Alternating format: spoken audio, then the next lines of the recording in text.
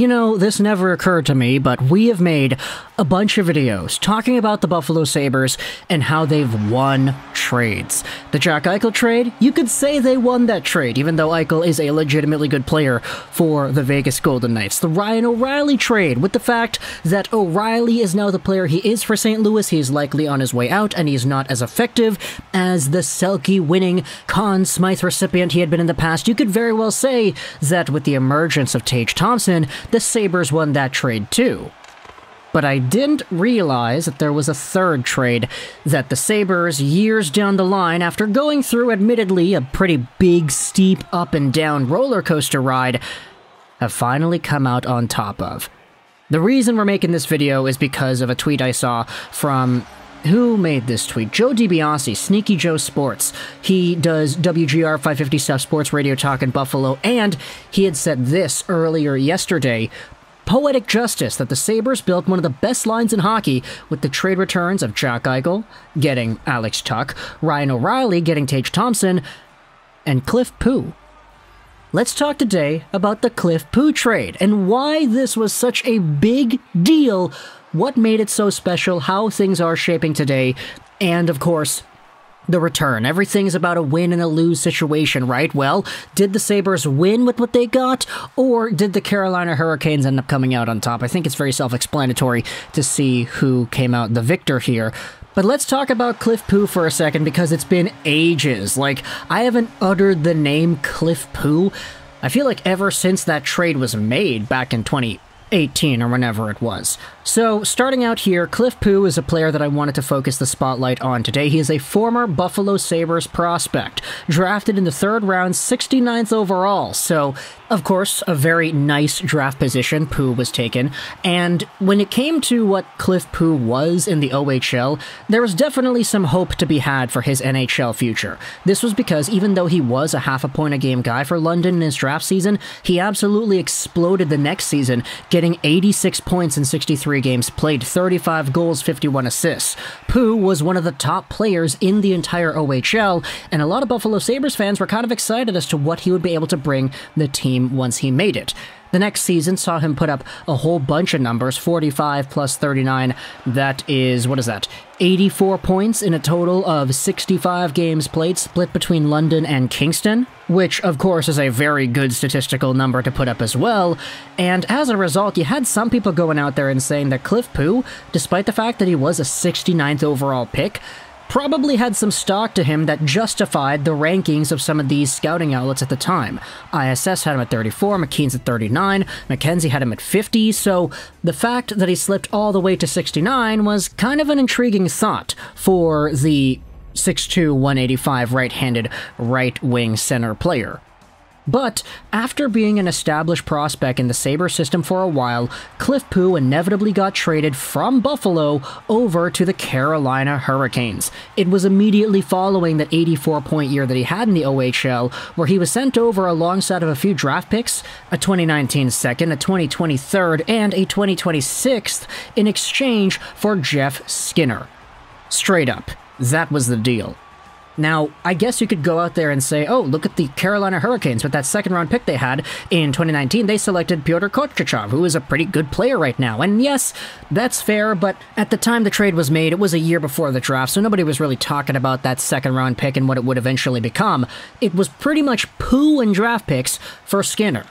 And if you take a look at what Jeff Skinner had been at that time, he was, as we all kind of remember, a pretty good Carolina Hurricane, with multiple 30-goal seasons split with a 28-goal year in there too. He had a 37-goal year and 63 total point marker on 79 games in the prior season, but in the year in which he got traded, posted only 50 points in 82 games, 24 goals, 25 assists. He was also a minus 27 that year for Carolina, which was really bad.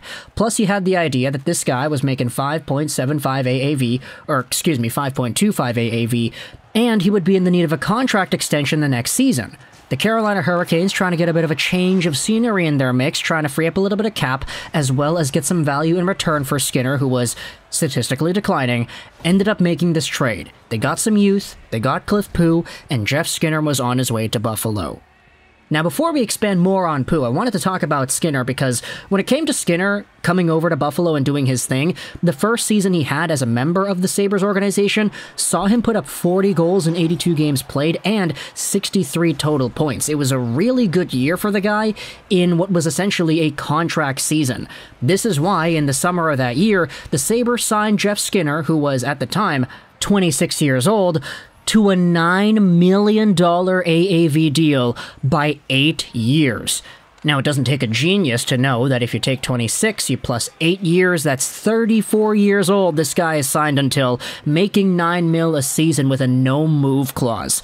That's pretty beefy, and for a guy that had a 40-goal season, you could say, all right, well, I see where the vision is here, Buffalo. You just gotta sell me on the idea because Jeff Skinner just had a pretty bad year the season beforehand, coming over to Buffalo. A minus 27, 50 points, that was a down year for him. If this guy has a season that is like 2017, 2018, that $9 million annually is going to look like clownery. And for the most part, it unfortunately did for the first 2 seasons of the contract. The guy had 23 points and 14 points in 59 and 53 games respectively. He had only 7 goals in 2020-2021, making $9 million AAV. And a lot of people started freaking out. Wait a minute, this is exactly what the Carolina Hurricanes wanted to avoid in their situation. That's why they sent him away in the first place. Now, he's making a whole bunch of money. He's having so few points, and the Buffalo Sabres, I mean, this guy's only going to get older. They need more out of this guy, and you're going to have to hit the panic button real soon here, aren't you? Well, fortunately for Jeff Skinner, the Buffalo Sabres underwent a pretty good culture change when they hired Granato, you got rid of Jack Eichel, you brought in some other younger talents that were a lot more fresh and willing to learn, willing to be a part of the culture and boost that organization's morale. And with the revivals of guys like Tage Thompson, Rasmus Dahlin, Alex Tuch, I guess you could say, because he came over from Vegas, there was a pretty good culture change in the Buffalo Sabres organization that ultimately allowed a lot of these guys to start playing well again. And Jeff Skinner, as a result, got 30 goals and 63 total points in 80 games last year. Now, this season, he's playing on a line with Alex Tuch and Tage Thompson. He's on the left flank, and this season, he has 46 points in 43 games played. He is literally over a point per game. He's got 19 goals on the season. He's on pace for 36 goals this time, and 86 total points on the year. This is a guy who, even though he is pretty expensive at $9 million AAV, the fact is he's playing like a $9 million AAV player should be able to play. And he's looking pretty good while doing it too. And so, going back over to that tweet that we had seen, I wanted to give a bit of an update as to Cliff Pooh. Ever since this guy played in the AHL for the Carolina Hurricane system, he was not good for Charlotte, getting only 6 points in 44 games played. He also played in the ECHL, where he was not bad. He also played for the Florida Panthers, AHL affiliate, the Springfield Thunderbirds, not really getting too much production over there either.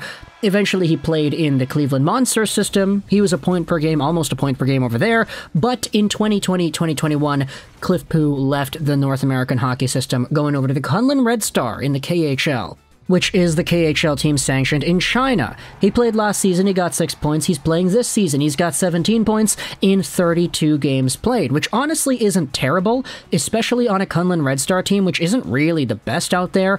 Now, Kunlun, while they aren't the worst team in the KHL, they are the second worst. They've got 14 wins out of their 55 games played so far. The only team that is doing worse than them is HK Sochi, that in which we had talked about yesterday in the Matvei Mishkov video. They only have 4 wins in their 50-plus game sample so far. But Kunlun, even though the Red Star are the second worst team in the KHL, you still have Cliff Pooh, who's doing pretty alright. It's just for the Carolina Hurricanes, when you acknowledge what Jeff Skinner is, I mean, he's a point-per-game guy, on pace for 30 goals, back-to-back 30-goal seasons if he does that again this year, and you gave him up for a whole bunch of draft picks. One of them became Pyotr Kochetkov, and Cliff Pooh, who was no longer in North America. It becomes really easy to see who had won this trade. Now, you could say, for sure, okay, well, you're not factoring in the contract. If the Carolina Hurricanes had a $9 million AAV deal for Jeff Skinner on the books until, when is that, 2027? That would be a pretty big negative. And for sure, that's definitely a point that is brought up in contention here. It's just, when it comes to a pure value analysis of points to players to whatever, Jeff Skinner is doing really well. And I think the Buffalo Sabres have themselves a pretty good win in their hands in terms of on-ice conversion because of it. So, talk to the comments your thoughts about the Buffalo Sabres trade with the Carolina Hurricanes, the Jeff Skinner-Cliff Poo trade. This ain't the Eichel trade, this ain't the O'Reilly trade, this is the Skinner trade. And I want you to tell me your thoughts in the comment section below. I hope you enjoyed this video. And bye.